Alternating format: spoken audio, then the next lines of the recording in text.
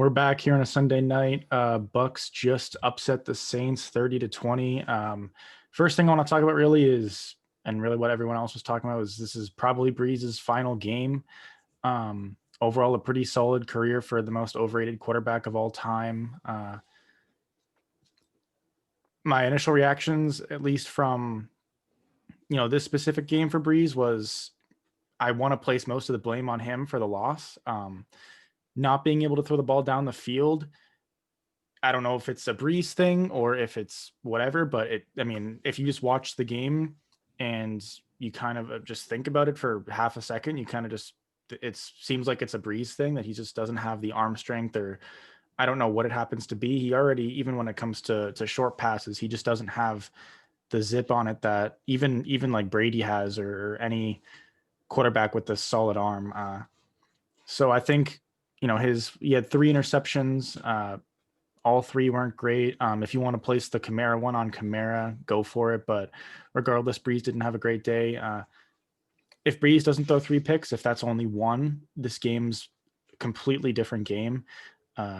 Even that the last pick he threw when it was 30-20, they still technically had a chance to at least come back. That officially made the game over.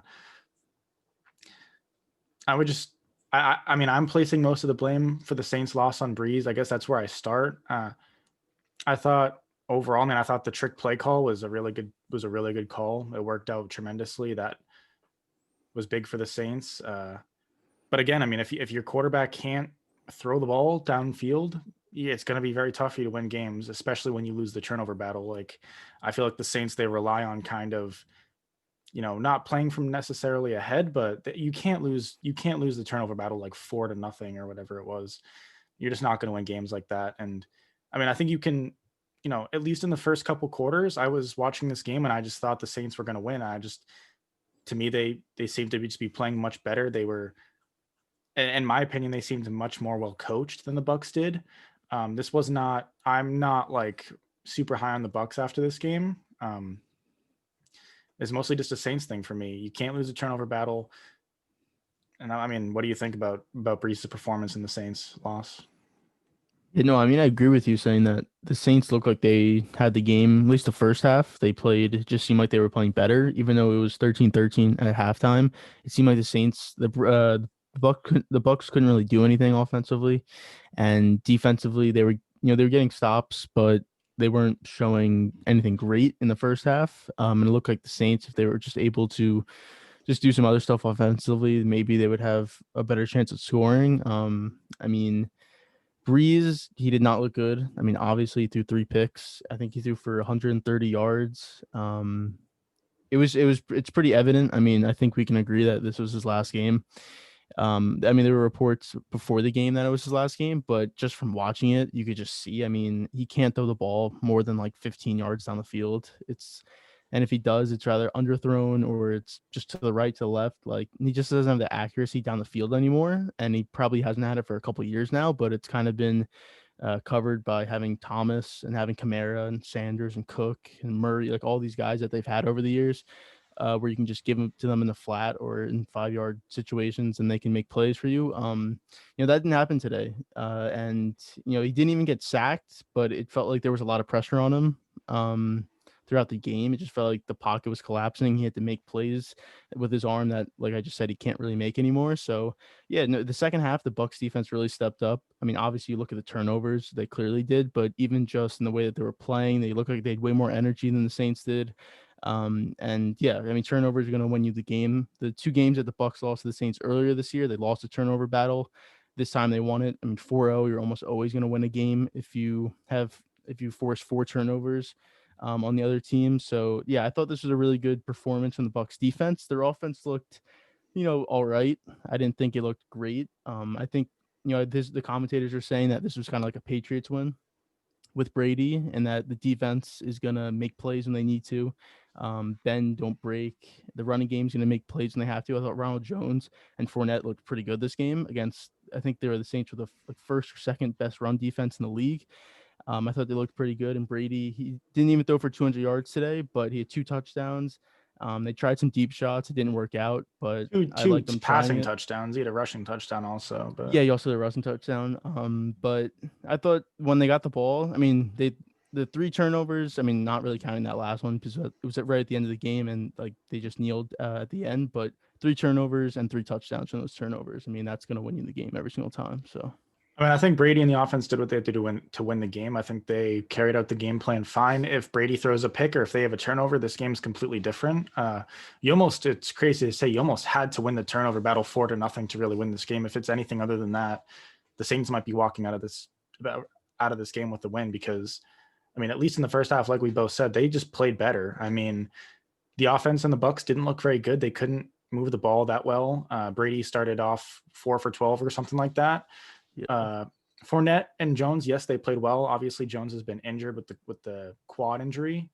And Fournette, I thought looked okay, but he's Fournette, and if you've seen him all year, he just lacks that explosiveness, in my opinion. There were many plays where he just probably could have gotten more out of it had he been better. Like if it's like Kamara, you're gonna be a lot better off. It was very evident, watching Fournette versus watching any like top tier, even like good running back. I'm not a big Fournette guy.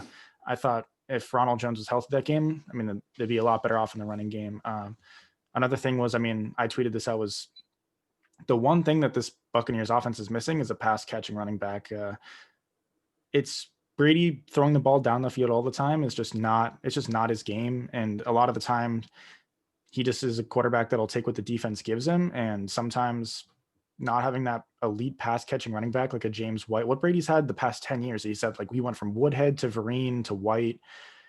I mean, having that is huge. It's just like a security blanket. Not having that, I mean, you're not going to change it this year, but in the offseason, that'd be something I'd be looking to fix there.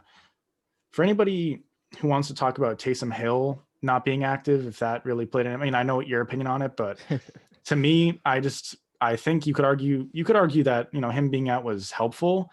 I mean, in terms of like gadget plays, which Taysom Hill usually is that's kind of his thing because he's kind of just a gadget player. I mean, you already had that with the Winston touchdown, so I don't know if this game's any different with Taysom Hill in the game. But yeah, I mean, solid performance by Brady and the Bucs. I thought Brady had a good game. Looking at the next week in Lambeau, just on the Bucs, they're going to have to play better to win this game, unless again you win the turnover battle 4-0. Unless you do that, you're going to have to play better. The offense is going to have to play better. Not that they played poorly, but they got to play better. I mean, Godwin, that catch is a catch you probably want to have. If you remember that catch in the end zone, there was a pass to Gronk in the red zone that Gronk almost had. If Brady's slightly more accurate with that, that's probably a touchdown as well. You're probably going to have to score at least 30 again, and your defense, unless your defense gives you, the field position they gave you today, it's going to be a lot harder than it was this Sunday against the Saints. and they're going into quarterback who could throw the ball. I mean, Yeah. they were talking about it during the game. I mean, the Bucs secondary was basically just playing press and not really worrying about deep threats because they just knew they weren't going to get beat deep. Well, at Lambeau, they're definitely going to get beat. I mean, there's always a couple times during the game where he'll go to Valdez Scantling down the field. Rodgers will. Obviously, you have Devontae Adams, who's clearly a much better receiver than Michael Thomas was. I mean, Michael Thomas had 0 catches this game, which is, I don't know if that's on his part or on Breeze's part, but for him not to get a catch I is, mean, probably a little bit of both, but it's probably both, but for him not to get a catch in a playoff game is pretty ridiculous. I mean, I never thought he was, I don't know what you thought, but I never thought he was like a top. People said last year he was the best receiver in the league. I was always like, no, like, yeah, if you want to argue Thomas is top 5, sure. Would I agree with that? Probably not. I'd probably have him like top 10. But I mean, yeah, I mean, days like today is where you can clearly see Michael Thomas's talent, pure talent wise, is probably not top 5, probably not even top 10 if you go off pure talent. I mean, Devontae Adams to me is a clear better receiver. It's going to be interesting to see what the Bucs game plan is to stop him. They're just, I mean, whether it's him, he's scandling down the field. I mean, once or twice a game, he's always going to throw it to Scanling down the field. Aaron Jones. I mean, we'll see what the Bucs do, but they're going to have a much tougher time, and the young secondary is going to have a much tougher time against Rodgers than it would Breeze. Yeah, no, definitely. And I thought they played pretty well today, their secondary. And of course, I mean, I said this before, but Devin White, they got him back for this game. Clearly was the difference maker on defense. I mean, I think he had 10 tackles, a fumble recovery, and then the pick. he was clearly the difference. Without him, we'll have to see how the game is. Maybe it's different, maybe it's not, but I think it probably would be different if he wasn't playing. And for him only being in his second year, he's clearly going to be. I mean, he should have been a Pro Bowler this year. I don't know how he wasn't. He had like 140 tackles and like 9 sacks, which is like ridiculous. But he's going to be really good just for the future. But they're going to need a performance like that from him, from JPP, from Shaq Barrett. Right? I think Shaq Barrett's playing. He may be injured. No, he played. He's playing. He played. Yeah. Well, I guess I thought that because he just didn't do anything this game. Yeah. But they're going to need some type of defender or multiple defenders having great performances next week, because you're right, they're gonna have to play better to win in Green Bay next week, and I don't see them causing 4 turnovers again. I'd be surprised, especially if it came from Rodgers, maybe if like a fumble or two, but I don't really see Rodgers throwing picks. But I mean, I guess we'll see. It's supposed to be cold. It doesn't seem like it's gonna snow, but it's supposed to be cold, and it's always gonna be windy, so it's probably gonna be like 15 degrees. So I mean, Brady's used to that environment. Obviously the Packers are, but the rest of the Bucs team really isn't. So, I mean, I guess we'll see what happens when they play next week. So you predicted the NFC Championship game. You predicted both I predicted championships. Yeah. I went 4-0 this week. You haven't gotten a pick wrong other than the Browns. Other than the Browns, which I mean, I think everyone wants Steelers there. Yeah. But. I mean, what are your initial? Obviously, you predicted the Packers to win next week, but I mean, do you have any different thoughts today, or? No, I would say the defense definitely was better than it was last week in Washington. I mean, clearly, but they're gonna have to play this type of defense again in order to have a chance. I mean, I think the Bucs offense will be better. They're playing a worse defense than the Saints defenses, and obviously it's a team that is a third time playing, so you kind of know most of what they're doing most of the time. While the Packers, they did play them earlier in the season, but again, it was only one time. It was 3 months ago. In October. So I think it'll be more of an offensive game. This was definitely more of a defensive game until the end a little bit, but it was still mostly a defensive game. So I still see the Packers winning. Nothing changed my mind in that in both games, and we'll get to the Packer game, but I think it will definitely be a closer game. Definitely more offense scored, but I still see the Packers coming out on top. Yeah, I mean, I think ultimately both offenses are pretty good. I would say that the Packers offense is just better than the Bucs offense right now, unless the Bucs find a way to click, which I mean they've kind of done, but they still just really haven't. I just don't think they've like full on just. I don't know what the word is, but they just haven't gone to 100%. They haven't like found their groove. Yeah, they really haven't. I mean, it was against the Falcons and the Lions. You can't really look too much into it. It still feels like there's just something missing. Like I want to put it on Arians and Byron Leftwich, and I am. We'll see if it changes at all in Green Bay. I think the Bucs, if their defense plays like they did tonight, then they'll probably win. But again, I mean, that relies on you forcing 4 turnovers and the quarterback gifting you 1 or 2. So yeah. And one more thing before we move off the game. I mean, kind of just looking at the Saints, it seems like Brees is going to retire. I mean, we kind of talked about that, but I think I read something that said they're going to be 90 million over the cap, which I think was the most or the second most, and then the Eagles are either the most or second most. So it was one of the two. Obviously, Brees, like I said, he's probably going to retire. Maybe Jameis is the quarterback. Maybe they bring someone in. I'm not really sure. They have a lot of big contracts. I mean, Kamara, Thomas, those are big contracts. You have aging players on their defense. So it'll be interesting to see what happens to them in the future. I mean, Sean Payton, could he stay? Could he leave? Could he retire? I mean, I wouldn't expect him to retire or leave, but maybe in a year or two he could. But it'll be interesting to see what happens with the Saints. I'd say unless they bring someone in or Jameis just really steps up his game, it's going to be tough for them to be competing for, NFC championship spots. Yeah, I was looking into that too. Their cap situation is really bad, and they can rework a bunch of contracts, and I think the best they can get down to is it's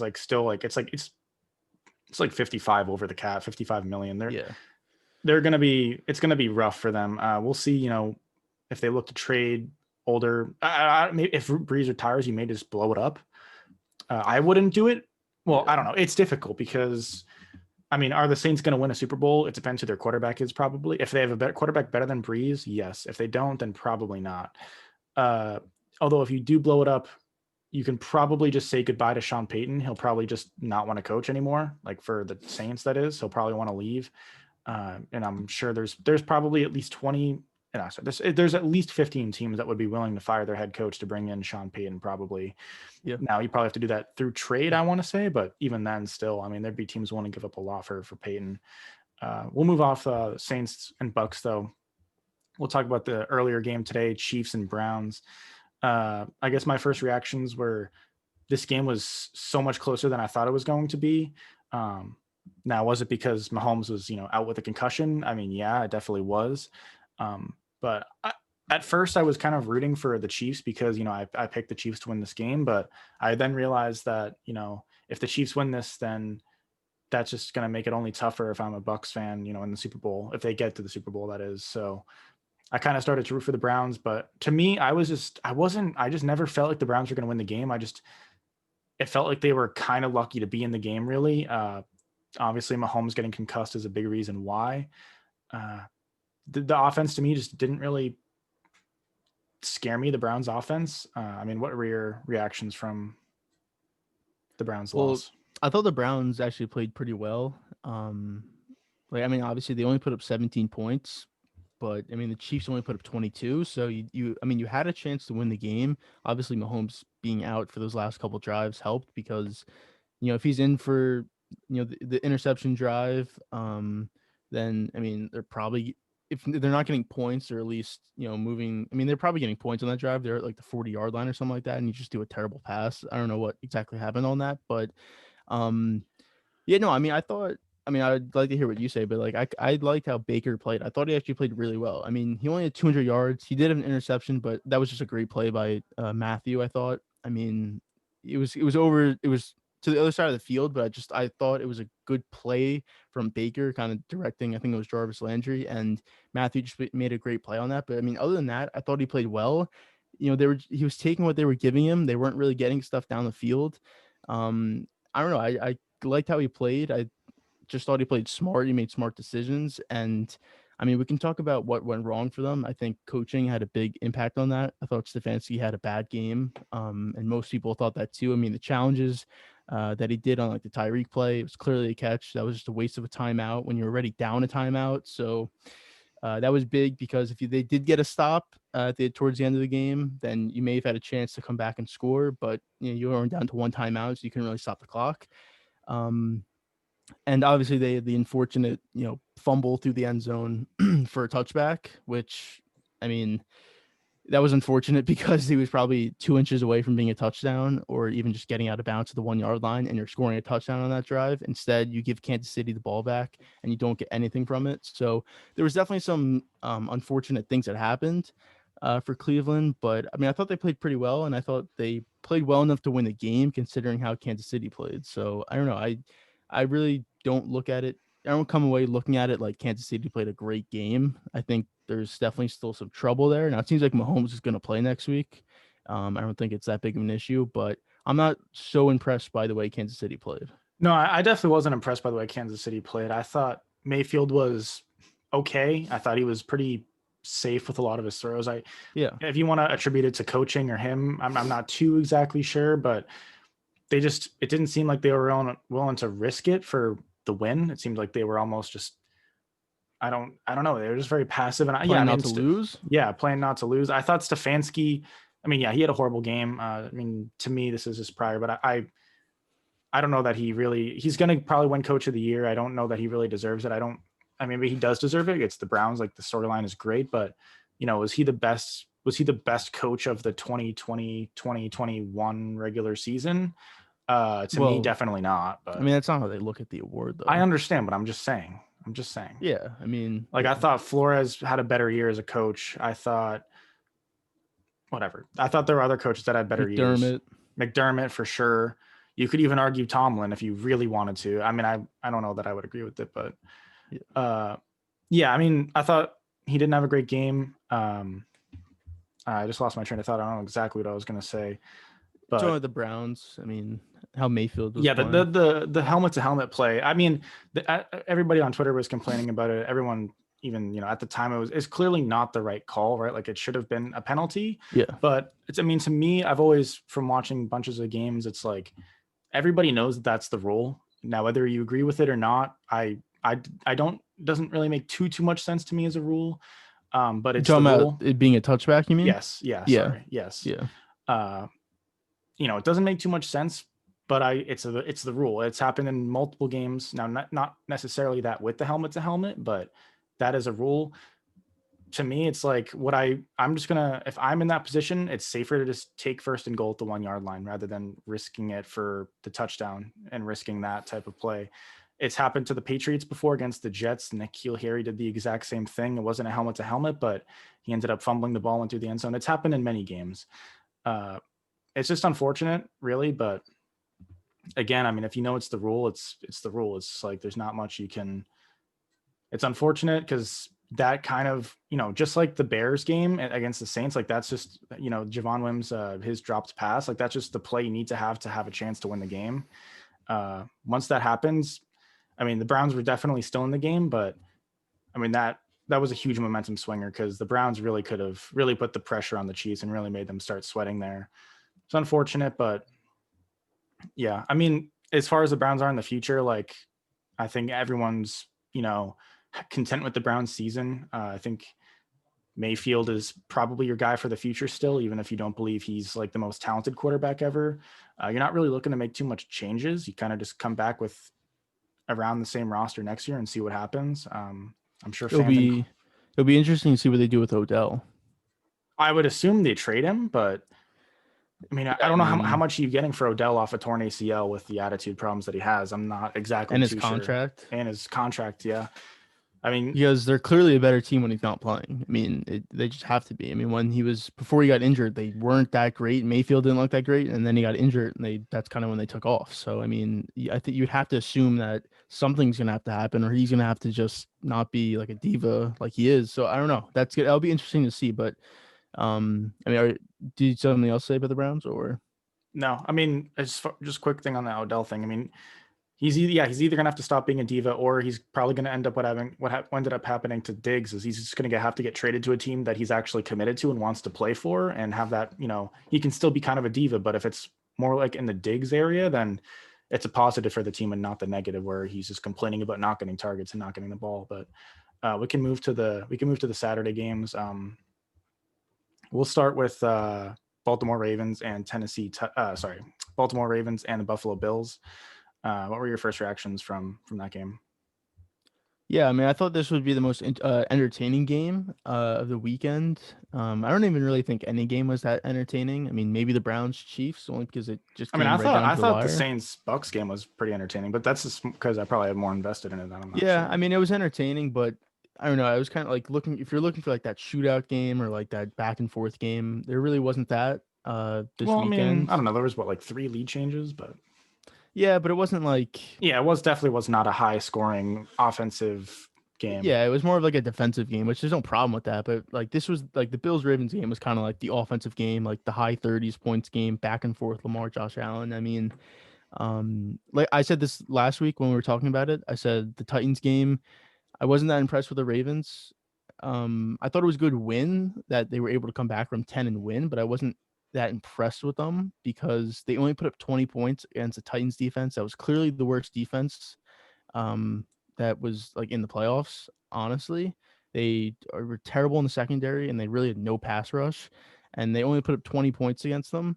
And this week they're playing not a great defense, just it was only like it was a better defense, but not like a great defense, like a Saints defense, or like even like the Ravens defense, honestly. Um, and I mean, we saw Lamar, he did not look good. He even running the ball, I mean, like they had 150 yards on the ground, but it didn't really feel like they had 150 yards on the ground.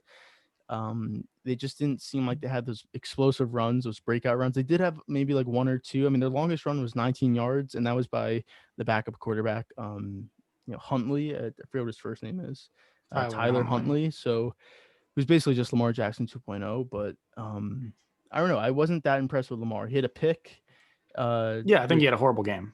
I mean, he had a bad yeah, I game. mean, which that pick, that's the difference between 10-10 and then 17-3. I mean, that was the difference in the game Yeah, that was the because game. I mean, the Ravens were driving down the field down 10-3. The game had been tied 3-3 at half. The Bills had just scored a touchdown.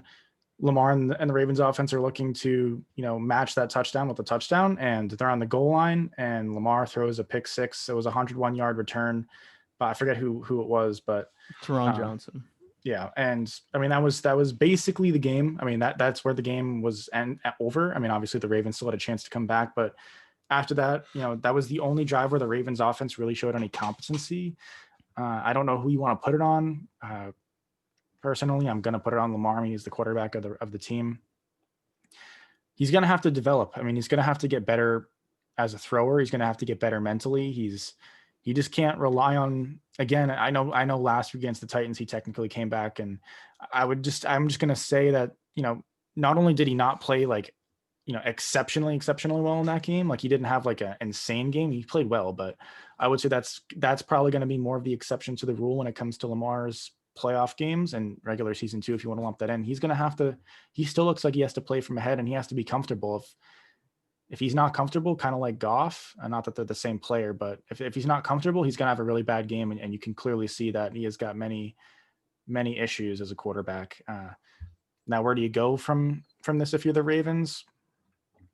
I mean, you can't blow the team up. You kind of just have to come back next year and see how Jackson develops. You definitely want to get a receiver. I mean, the Ravens have had receiver issues as far as I can remember, back since, after their Super Bowl win, really, when they had, I think they had like Bolden and Torrey Smith and a couple other guys. But ever since then, it's been, they had Steve Smith for a few years. But other than that, I mean, you hoped Marquise Brown would have been better. He didn't have a great year. He's looking like, there were better wide receivers in that class taken for sure. You definitely want to get a wide receiver in the offseason. We'll see where this Ravens team is. I still think their roster is very great, and they can, if Lamar Jackson improves as well with more weapons, I mean, they're going to be back here looking to get to the conference championship again. Looking at the Bills, I mean, I didn't think Allen had an MVP type day, but, they did what they had to do to get it done. Basically, Josh Allen had the drive after the half and Lamar didn't. Lamar threw the pick six. That's basically the reason why the Bills ended up winning the game. It was more of a defensive game, which I don't think people necessarily expected. I was expecting a little bit more of a high scoring game. But I mean, Allen did what he had to do to win. He's already kind of proven me wrong in terms of the regular season. Now in the postseason, I didn't expect him to be consistent enough to pull off multiple playoff wins. He's done it. So, we'll see what happens in the conference championship. I still am going to go with KC, is assuming Mahomes plays, but, we'll see. I mean, if Allen can play well in that game, I mean, they have a really good chance. And they've even though the Bills didn't have an exceptional offensive day, the Bills have still looked better than the Chiefs have this postseason. So. Yeah, I think the scary thing is that Allen really hasn't had a great performance in these last two games. I mean, he's made plays when he's had to, but he hasn't had, like, if you look at the last couple of weeks of the season when he was throwing for like 4 touchdowns every game, 300 plus yards, he hasn't done that. And they're still winning games. Now you could say their defense won this game, which I'd probably agree with, but Allen did have the drives when they need to make the drives, and that's the way you win the game. And you have to have those long drives, get touchdowns from them, or at least get points. I mean, both teams missed 2 field goals each, so you can't really say like. I mean, I was definitely surprised when Tucker missed 2 field goals. I mean, Al Michaels literally just. Yeah, I mean, it's happened before. Justin, it happened to Tucker at that Saints game. I forget who was commentating that. I think it was Al Michaels too, but I might be wrong on that. I think it was a night game. I'm pretty sure it was a night game. I don't know if it might have been Thursday night, but it may have been, it may have been Nance. But yeah, I remember I was watching it, I was listening, I'm like, if he misses this, it's because of that. And then he missed the next one also, both against the upright. That's surprising to see. I mean, obviously it's probably the greatest kicker. I mean, he's one of the greatest kickers of all time. I mean, I didn't want he's 2 at least, if not 1. I mean, you can easily argue he's better than Vinatieri, who most people would probably have like, 1, but I would say Vinatieri only because of the clutchness, but yeah, statistically, he's also been in those spots, while Tucker, I mean, he hasn't been in those spots, so it's hard to fault him for that. But I mean, the Bills also missed 2. You could argue that was one of those spots, but you could kind of argue it. Yeah, but it's not a Super Bowl. Didn't Vinatieri win like 3 Super Bowls, something like that? So, I mean, Vinatieri's best kicks were in the snow game against the Raiders in 2001 for sure, in my opinion. But I mean, I don't know if you go back. I mean, those kicks were, but anyways, kickers don't even really matter. But yeah, I mean, they both missed 2 field goals, so you can't say that for either way. And yeah, I mean, the Ravens, they just didn't look impressive. I really wasn't impressed with them. Like I said, I just thought the people, it seemed like they were getting a lot of the hype coming into the week, coming into the game. I think people were looking too much into that Titans win and not realizing that the Titans really just weren't that great of a team. If you could stop Henry, you basically stop their offense, and their defense isn't great. So I thought they should put up more points against the Titans. I thought they should have been more impressive against the Titans. They weren't coming into this game. I thought the Bills, I thought it would be a great game. It really wasn't, but I thought it would, and the Bills would win. I thought the Bills defense played really good. If they could play like this next week, which they probably won't, but if they could just somewhat match it, like 70%, I think Allen's gonna have a really good game against Kansas City next week. And I mean, again, I picked Buffalo to win that game, and there's nothing like the NFC. There's nothing that's telling me not to stick with Buffalo. Kansas City didn't look great, and Buffalo, they didn't look great either. But I think that they looked better than Kansas City did. So I'm still sticking with Buffalo. Yeah, I mean, I'm sticking with KC. To me, they're the world champs. It's tough for me to bet against Mahomes. He's just in that level for me, and I'm still able to bet against Allen. We'll talk about the last game though, of the divisional round. It was Packers and Rams. Obviously, my Rams pick didn't look all that good. I mean, off the bat, I mean, the Packers really just controlled the game the whole time. The Rams, I mean, they had chances. I mean, they had many chances, but at the end of the day, throughout the whole game, there was at no point where anybody was really thinking, the Rams are going to come back and they're going to win this game. The Rams offense was not that great. And I mean, the Packers are just better in all phases, really. It wasn't a very close game. I think most people thought it wouldn't be too close. The Packers were just the better team, better offensively. Obviously, I mean, defensively, the Rams are still better. But I mean, Donald didn't have his day, attributed to whatever you want. Ramsey didn't have a shutdown corner day or whatever you want to call it. He didn't have like his Richard Sherman in the NFC Conference Championship type of game or anything like that. But Well, I mean, Adams did score a touchdown, but it technically wasn't on Ramsey. I mean, the slot corner is I'm supposed to not go saying Ramsey outside. got. I'm not saying Ramsey No, got no, cooked. I'm but it's just. not like Adams had a great game. I think he had 9 catches for 66 yards or 8 catches, something like that. So I mean, I mean, it's I not like didn't. I didn't Adams even had a bring great up game. Adams, but I just Yeah, whatever. yeah, no, but um, I thought there was 2 drives that killed the Rams. I think they were actually in the game. I mean, it was 6. So with the Rams with 3 minutes left, they get a touchdown to make it 16-10 before the half. And I mean, obviously you have Rodgers, so it's hard. You give him 3 minutes at the end of a half, he's most likely going to go down and score. They get a field goal. Or actually it wasn't even 3 minutes. It was 29 seconds. Sorry. They 29 seconds to the Packers did at the end of the half to go down and get points. They got a field goal. That made it 19-10. And then first possession of the second half, the Packers have it. They get down and score a touchdown. So it went from a 16-10 game, most likely heading into half with 29 seconds left, to then being a 25-10 game. I mean, that's where the game was over. You can't expect Goff to get 2 touchdowns. And even though the Rams have a great defense, you can't expect them not to hold the Packers to 0 points for like a whole quarter and a half until you can get those 2 touchdowns. So once that happened, the game was over. It was probably going to be over no matter what. The Packers are just clearly the better team, better offense. Obviously, their defense isn't as good, but their offense was way better than the Rams' offense. And yeah, I thought after that touchdown drive to start the second half, I thought the game was over. Yeah, I think Goff overall. I mean, Goff played well enough to win the game. I would say, like according to their game plan, I Yeah, would say. If you're looking at the Rams, the only way you were going to win this game was probably if you hold the Packers to around 20. They let up, I think, was 32 points. 32. Yeah. Not that they had a horrible game, but I mean, the Rams defense just did not play like the number one defense. They didn't play dominant enough to really give the Rams offense a chance to win that game. I mean, Goff played more than well enough considering his injury as well. Yeah, he looked a lot better. I mean, he was 21 to 27. He just seeing him throw the ball. I thought he'd struggle because I mean, even though he had a week to recover, I mean, being in the cold that can only make your thumb worse, I'd say. But I thought he looked pretty good. He was making accurate throws. But I think Donald being injured, I think it was clearly a way more serious injury than they were letting on because he just didn't have it at all. I mean, he was taking plays off, which I mean, I'm not going to fault him for it. I mean, he's clearly injured, but him not being 100%, is it a different game if he's 100%? Maybe, maybe not. I would still say the Packers would win, but I'd be surprised if he's 100% healthy and he doesn't make an impact with a sack or more pressure or something like that on Rodgers. Yeah. Because he had a pretty easy day. And he didn't get sacked once. Rodgers did. He had time in the pocket. So, yeah, I mean, I think Donald being injured was definitely a bigger factor than at least the Rams were letting on. Yeah, for that game to be different, Donald would have, obviously had to have been healthy and probably had like a 3 sack all-time great performance day that really solidifies Donald's like legacy. That he'd have to have that type of game, and he probably would not have had that type of game. But yeah, I mean, NFC Championship game gonna be Packers and Bucs.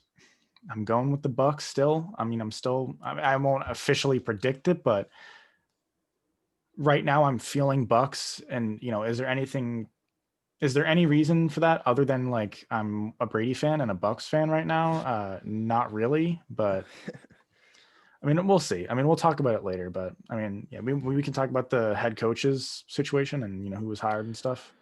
Yeah, so there were 7 openings uh after or I guess now there were 7 openings after the regular season, being the Chargers, Jaguars, Falcons, Jets, Lions, Texans, and Eagles. So today it was announced that the Chargers hired Brandon Staley, who was the defensive coordinator for the Rams. I thought it was a pretty surprising hire. I thought they were going to go with Brian Dable, the offensive coordinator for the Bills. They kind of seemed linked to each other. It kind of made the most sense. I mean, Dable with Allen, you saw the improvement from last year to this year. You have Herbert, who was really good this year. You get him with a guy like Dable, you'd assume that he'd just even be better, just more efficient, better decisions, stuff like that. So they went Staley, a defensive guy. We'll see how it is. They kind of went from a defensive guy in Anthony Lynn. So we'll see. I mean, Staley, he wasn't even he was a linebackers coach until 2020 until this year. So I guess we'll see how it works out. Do you have any thoughts about them going with Staley over Brian Dable? I mean, initial reactions, I would have assumed they would go with an offensive guy. I mean, Dayball was looking like he was probably going to be the coach. I forget who tweeted it, but it seems like the Chargers hired Staley basically because they liked his plan with Herbert in the future. Obviously, the number one thing about the Chargers is what are you going to do about Herbert, and what situation you're going to put him into, how are you going to make him succeed. If the Chargers trust him with that, I'll say that was a fine hire. We'll see what happens. There's really just no way to know. Obviously, he was the Rams defensive coordinator, and the Rams probably had the best defense in the regular season. So there's just not too much I can read into it other than that. If he has a good plan for Herbert, and if he's going to be a good defensive guy, then it makes sense. You have Herbert on the offense and Staley on the defense. Lately, it's been more of like when it comes to young quarterbacks, at least, it's more of like a teams have done, pair the young quarterback with the young offensive minded coach, the Kingsbury, the McVay, Yeah. that type of guy. But it doesn't have to be like that. We'll see what happens. Herbert has to take another jump this year for me to really like that hire. If Herbert doesn't take another jump, or at least if he gets worse, then I'll definitely be questioning the Staley hire. But I expect Herbert to get better. I expect the defense to be a lot better. I mean, I'm not going to officially predict anything, but I would definitely not be too surprised if this Chargers team was a playoff team. They definitely have the talent to at least be a wild card team. Probably they don't have the talent to win the division, at least not right now at this specific moment. They're not going to beat the Chiefs, but they should be a wild card team. Like, they should probably have a better record than the Dolphins. They should probably have a better record than the Colts, assuming they don't get a top 10 quarterback in Carson Wentz, who plays like a top 10 quarterback. They should probably be better than a lot of those teams. So again, we'll see what happens, but I overall like the hire. Yeah. Yeah, it'll be interesting to see who his OC will be. If it's someone from the Rams or someone, he's only been in the NFL since 2017, so it'd be interesting to see what relationships he's had. But we talked about the Jaguars. They got Urban Meyer. I don't think they've announced an offensive coordinator. I heard maybe Scott Linehan, who I know very well, being the Cowboys offensive coordinator. That would be, they could hire him, but he's not a good offensive coordinator, at least from the last time that he was the OC for us. He's very predictable. He's not creative at all. He just didn't seem like he was a great manager with the talent that he had. His last year, 2018. We had a lot of talent on that team on the offensive side of the ball, and he just never seemed to be able to do anything with us. So, he was at the college level last year, so maybe he picked up a thing or two, but it's not official yet, and it may not even be him. So I guess we'll see. The Falcons, they hired Arthur Smith, who was the OC at the Titans. He's kind of the guy who was, credited for the Derrick Henry offense, and then Tannehill improving and getting better. So, I mean, that was announced, I think, a couple days ago. So we didn't get to talk about it yet. But I mean, what do you think about Arthur Smith going to the Falcons? Again, I mean, with these coach hires, it's really just tough to exactly get a read on it. But it all depends on what Smith wants to do with the Falcons roster, or slash what the Falcons want Smith to do with the roster. Are they going to stick with Matt Ryan? I'm not sure. Do they want Matt Ryan to be the Brian Tannehill? Like, I'm not exactly sure what they want to do. Are they planning to blow things up? I'm not too sure what they're going to do. We'll see. It'll be interesting to see what they do in the offseason, really. But if they kind of do continue with the same type of team, aka like if they keep Ryan, if they have Julio, and they try to build off of this year and stick with the same core, overall, I mean, roster wise, I don't know how to feel about it, but we'll see how he does. I thought in Tennessee he did pretty well with the talent he was given. I mean, people don't really remember, but I mean, before really last year, only these past 2 years, Henry has been really an elite running back. Before that, he had numerous years in the NFL, like not numerous, but he had been in the NFL before the past 2 seasons, and he was not an elite running back. He came in 2016, so yeah, he was that the same year. That was that a year later than Ezekiel Elliott? Or it was the same year. He was in the second round. He was behind DeMarco Murray for like a year or two, and then he became the starter. I mean, there were plenty of years where he was like, he was like he was like an 80 overall running back. And I mean, whatever, but I don't know who you want to attribute that to, but again, I mean, we'll see. Like if Smith for somehow, reignites Todd Gurley into a top 5 running back again. I think he's done. No, I agree, but I don't know. I'm just thinking about what Smith would be able to do. I'm not exactly sure what he's planning to do. If he's going to try to have around the same offense where it's a run the ball offense, have Matt Ryan be that game manager type of guy, but he can make the throws when he has to. Julio Jones can make the plays when he has to. We'll see, but it's hard to really assess anything. Yeah, I mean, assuming they keep Matt Ryan, Julio Jones. I mean, they have a good offense. I mean, you can't say that they don't with Matt Ryan, Julio Jones, Calvin Ridley. Even like Russell Gage was actually pretty good this year. Maybe that's just Julio wasn't playing, but assuming they keep him, I think their offense will be fine. I mean, their defense is the biggest problem. They have no defense, and it'd be hard to fix that up in 1 year unless they have a great draft and maybe get a couple of free agents, like small guys that they can get who just kind of overperform. But even still, I don't really see them being like a playoff team or anything. They're in a tough division. Even if Brees retires and the Saints maybe fall a little bit, they'll still probably be a playoff team, assuming who their quarterback is a good quarterback, or at least someone who could lead their team. But they'll still be a good team no matter what, I would say. So yeah, I mean, I don't see him making the playoffs next year or anything like that, unless Matt Ryan just has a crazy year and he's just like unstoppable. But their defense is like average. But I mean, I think it's a good hire. I mean, again, you'll have to see what happens. I think it more falls on the defense than what the offense does. So we'll see what happens. I mean, it usually seems like head coaches have 2 years, and then after 2 years, if you haven't improved, you're probably gone. So I guess we'll have to check back in like a year or two. The Jets, they got Robert Saleh, who was the defensive coordinator for the 49ers. They had the number 1 defense last year. This year, I think they were number 5 in defense, maybe number 4 with, Bosa out, Thomas out, Solomon Thomas, Richard Sherman. They were missing, I think, like D Ford, I think, was out 2. I mean, they were missing a lot of guys on defense. And you had just traded the guy to the Colts. What's his name? DeForest Buckner. They traded him, who's really good. That was I mean, I know they drafted Javon Kinlaw with that pick, but DeForest Buckner is really good. But yeah, I think this is a really good hire. I mean, look, he's a defensive guy, and most people want an offensive guy for the Jets. If they were going to keep Darnold, which does seem like they are going to do, or if they were going to draft Fields or maybe trade for Deshaun Watson, which we'll get into when we talk about the Texans. But I mean, it seemed like they actually made a right decision. I mean, everyone was congratulating them on a right decision on the head coach, which I think they haven't had that in, 8 years, whenever, probably when like Rex Ryan was hired to be their head coach, even then. So I think it's a good hire. He's like a really good leader of men, which everyone talks about. He's great energy, which Gase didn't have. Gase never even wanted to talk to the media. He wasn't that type of guy, which, I mean, I'm not saying that was bad or good, but you Didn't fit know, New York for it didn't sure. fit New York. And to have a guy with a lot of energy, someone who likes to talk, likes to have the cameras on him, not in a bad way, in a good way, and likes to, rile up, the defense. And he could probably do that for the offense if he has to. So I think it's a good hire. He's not just gonna be a defensive guy. He's gonna be a guy who could work both sides, but clearly he's gonna be more defensive than offensive. But I think it's a really good hire. Yeah, I mean, I think the Jets needed somebody that was able to change their culture like for good. I mean, Gase was clearly not that guy. I mean, just from the opening press conference, he's like his eyes are looking in two different directions. He's like hunched. He was a horrible press conference. It was like Yeah. a meme.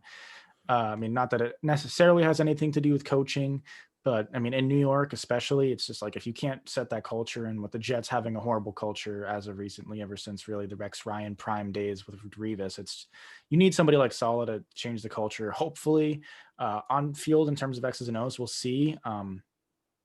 The defense, I'm not gonna. I mean, we'll see. I'm sure the defense will improve. I'm sure it'll be at least an average defense. We'll see. And talent wise, and they don't. We'll see what they're working with in the offseason. But offensively, that's really more where I'm worried. Is Salah going to be able to really do anything offensively?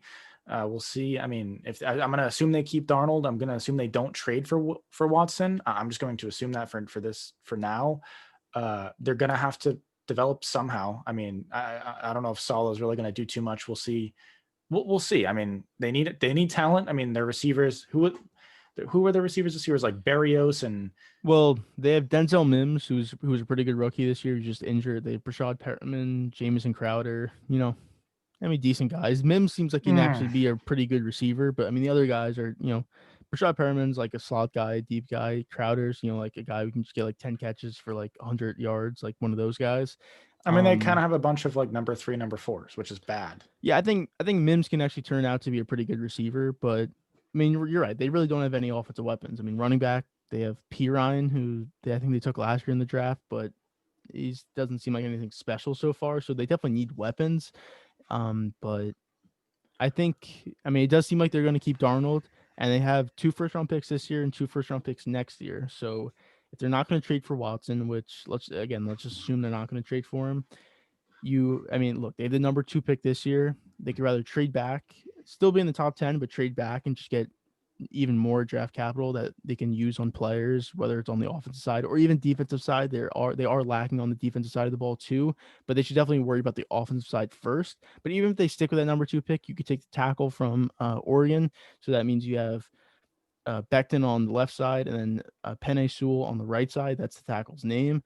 I mean, those are 2 pretty good offensive tackles to start like the foundation of your offensive line with, I'd say. So you could do that. You could trade back, maybe take Devonta Smith. Maybe you trade back 3 or 4 picks. You take him with like the 6th pick or something like that. You could do that also. Get him a weapon. I think there's many things they could do. And I mean, he's bringing Mike LaFleur, who's Matt LaFleur's brother, to be the offensive coordinator. He's like a Kyle Shanahan guy. So they're probably gonna have like a West Coast offense, which I would say probably helps Sam Darnold. I mean, I'm a Sam Darnold fan. I don't know if you are, but I'd say I would say I am. I I think he still has think the there's a skills. chance. I still think there's a chance he might be the best quarterback from that draft class. Well, I'd say Allen is, but I still think there's a um, chance Donald might be in 3 I years mean, when we look back on it. We might say unless he's he the like best. drastically improves, Well, I obviously, maybe. yeah, But but yeah, that's what I'm but I saying. think I think I there's a think chance that Allen's. happens. I mean, Allen's playing at an MVP level for a whole season. I mean, obviously Jackson won one, but I think we can all agree that Allen's the better quarterback than Jackson is. So it'd have to take a lot for Darnold to become one of those guys. But I think he'll have a pretty good year this year. Again, depending on what they do with the draft. I think this is a really big draft for them to see what they could do. Yeah, I mean, the one thing I will say is I would really like to see Donald get a weapon, even if he's not good, just to find out that he's not the guy. Because I mean, he really hasn't had anything to work with other than like a game of Le'Veon Bell, if that. Not really. I'd like to see him have some weapons so I can at least say like, I can at least get rid of the excuse that Donald hasn't had anything to work with. We've clearly seen moments of potential with Darnold. But yeah, I mean, I'd like to find out whether or not he's the quarterback of the future soon, because you can't just be going year to year, wondering if he's the guy and then losing out on the potential to draft a guy in the top 5.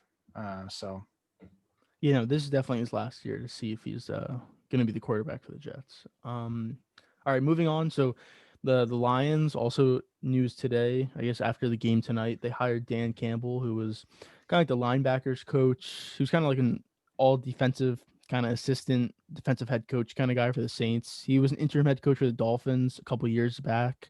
He's been around the league for a while. He played in the league. I'm not so familiar with him, but he's kind of like a culture guy, kind of like Saleh. He's gonna be like a guy who can lead men and also just bring a presence into the Lions, which they thought they were getting with Patricia. But again, he tried to kind of copy Belichick, which obviously didn't work. So they're hoping that this works better, kind of like someone who's on his own, not trying to copy someone else. So I think this is kind of like a bridge coach probably to like the next guy for the Lions. This guy can like build the foundation up and then they get the actual next head coach. So, I mean, I can't look too much into it because the Lions aren't a good team. Seems like they're probably going to move on from Stafford. So they're going to be in a complete rebuild, I'd say. So, I mean, I guess we'll see what happens with them. Yeah, that's what it feels like to me too. They're not getting any prio on top head coaches. So, take what you can get, hit the reset button. If Campbell shows potential, awesome, he's your guy. If not, then you get rid of him. Once you've kind of established some picks and some potential, then you get the real guy in there, ideally with your quarterback of the future, and see what you can do from there. But yeah, I mean, we'll see. I would expect Campbell to be fired in 2 years, though. That's just my personal opinion, but we'll see. I'd give him more than 2 years. I'd say 3 to 4 years, I'd say. I mean, look, he's going to be given a terrible team, so it's going to be hard for him to actually win games, but I think he'll be a good coach to build the foundation up. But I think he'll be the coach that probably he has nothing to work with, so they're going to go 3-13, 4-12, 2-14, something like that, 5 wins, and eventually, after 1 or 2 years, they're going to be at a spot where they can take their quarterback or who they think is their quarterback at pick 1 through 5 probably, and they're going to think to themselves, do we want to give this guy Campbell, who we don't even know anything about really, like we don't know if he's our coach of the future, who most likely will end up getting fired the next year, or we like to pair up our rookie head coach with our rookie, not necessarily rookie head coach, but our first year head coach with our rookie quarterback. I think ideally you'd rather have them come together rather than it being like what Mayfield had. You'd ideally like to do what the Cardinals did, which was, start Murray with Kingsbury and kind of build that from the ground. But from the ground up, but we'll see. It's just too hard to read into, but. Yeah, no, I think we agree with that, but I guess that's it for the Lions. But so the two teams that don't have a head coach so far, the Texans and the Eagles. Do you want to start with the Texans or do you want to start with the Eagles? We'll start Texans. I don't know why anybody would be dying to get the Texans job. Obviously, it's a head coach in the NFL position. So if you're a great head coach, you'll be able to do anything with at least something, But there's really not much to love about the Texans job. You're not keeping Watson like 99% at this point, 95%. It looks like you're trading him. So without Watson, there's really nothing to look forward to. Your draft capital is not great. Your draft capital is not great, and you don't have a quarterback. Those are the two reasons why you'd love to coach a team, really. So we'll see what happens. Hopefully they get a coach that they like, but it seems like they're going to be a team that hits the reset button as well. I guess I'll quickly talk about the Eagles. I'm assuming you don't have too much to say about the Texans, but Eagles as well. I'll let you go. But I'll let you go for the Texans. Well, yeah, it's kind of just repeating your situation. I saw something today that said like they're the most undesirable job in the NFL. You're right. It's a job. It's a head coaching job, but you're probably not going to have your quarterback. You have terrible defense. If you're a hot coach like a Saleh or a Dayball, you're waiting the extra year rather than taking the job. If that was your like only position to take, is what I'm saying. Like they were saying, like a lot of people have been talking about how Bieniemy hasn't had a job yet, and it probably doesn't seem like he's going to get the Eagle or the Texans job. But they were saying like if they gave him the Texans job, like would he even accept it? Of course he'd accept it, but I don't think he would. I think he would. In order to be a coach in the NFL, and everyone knows that he'd be in a tough situation, but also Watson did say he did want Bieniemy as his head coach. Are they going to hire him just because Watson wants him? No. If that makes Watson stay, then probably. No, they wouldn't do that. You don't hire a head coach just because your quarterback wants him. You wouldn't do that. No, you would. There are teams that would and have done that. For someone maybe for like a Brady or like a Rodgers, maybe. But even though But Watson's arguably better than those. even though Not Watson's maybe great, not but Rogers, even but though Watson's great, it's not like a coach. It's not like a Brady or a Rodgers where like, like get me this guy. I know will work, and I know that we can lead to a championship. Like obviously that's not going to happen with Watson and the Texans. So they're not going to do that for Watson. If they hire him, it's because they just like him, not because they're hiring him for Watson. But anyways, I think he'd definitely take the job. I just don't see how you wouldn't take the job, especially because these last couple times and even this year, he hasn't gotten a job yet. So like you can't just say, "Oh, wait till next year he'll get the job." I mean, clearly that just hasn't happened. So I'd say if he gets uh if they hand him over the invitation for the job, I'd say he takes it. I mean, again, I'd be surprised if he wouldn't take it, but yeah, I mean, who's going to take that job? I have no clue. It'll be interesting to see who they hire.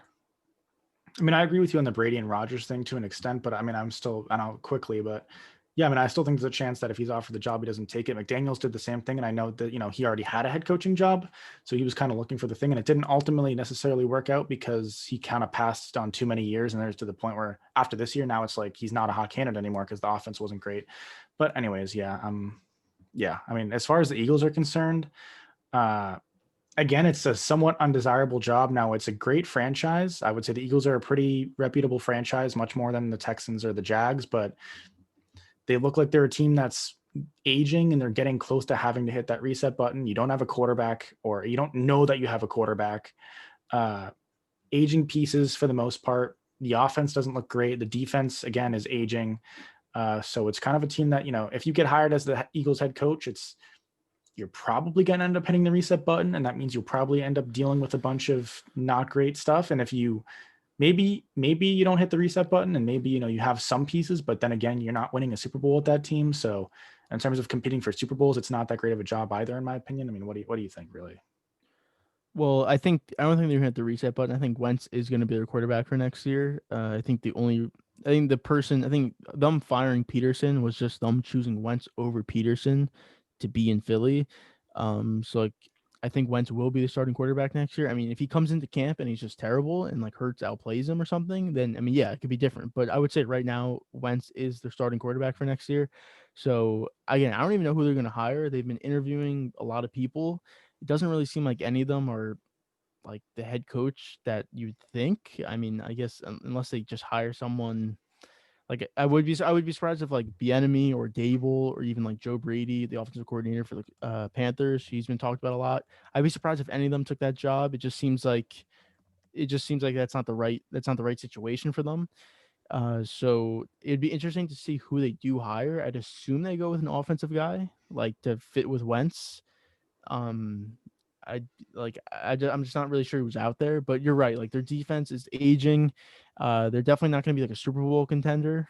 Definitely not unless they just have a great draft and or something like that. But yeah, they really basically only have Wentz, and right now he's kind of a question mark because of how he played last year. But yeah, it would be interesting. I mean, I've been saying this a lot for these teams, but it would definitely be interesting to see who they hire.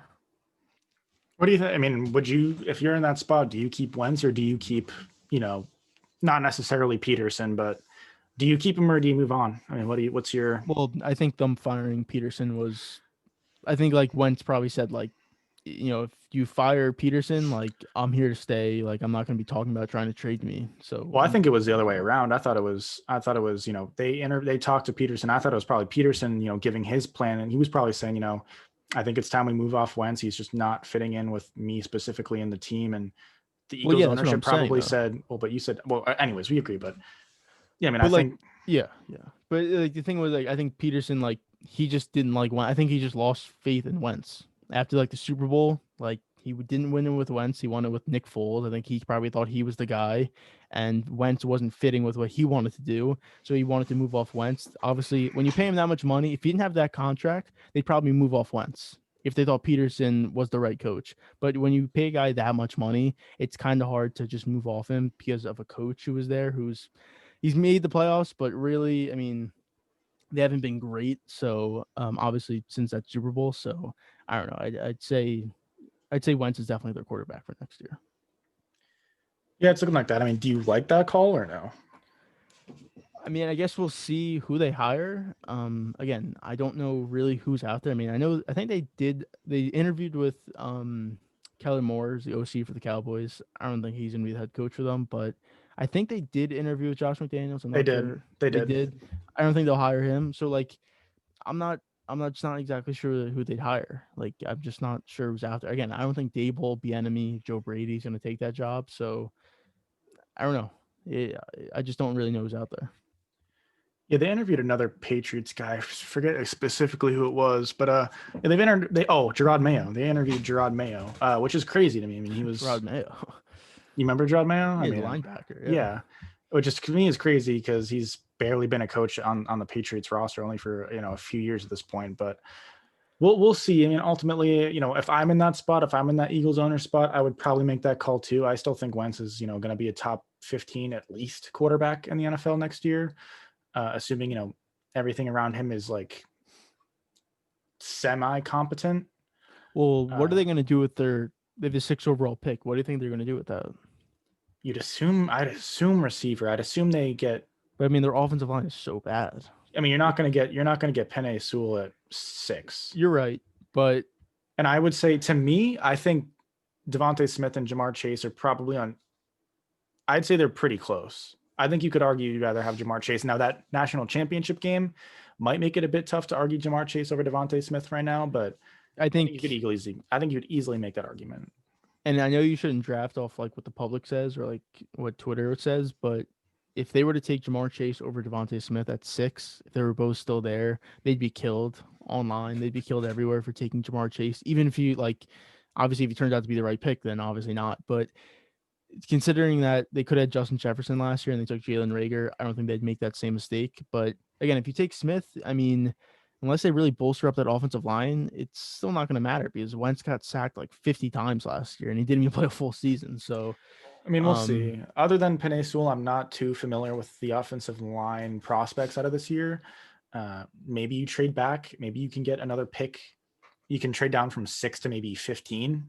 Maybe the Patriots trade to 6 or something like that. A team like that wants maybe yeah, a Zach Wilson. We'll see. But if you could get 15 or something around there for 6 and then another pick, I don't know exactly where in that range it would be. I'd have to look at like the charts they give for like the what picks equal what picks or whatever.